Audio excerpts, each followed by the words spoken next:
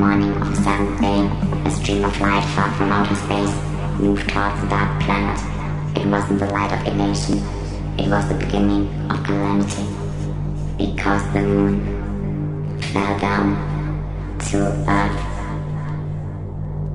Because the moon fell down to earth.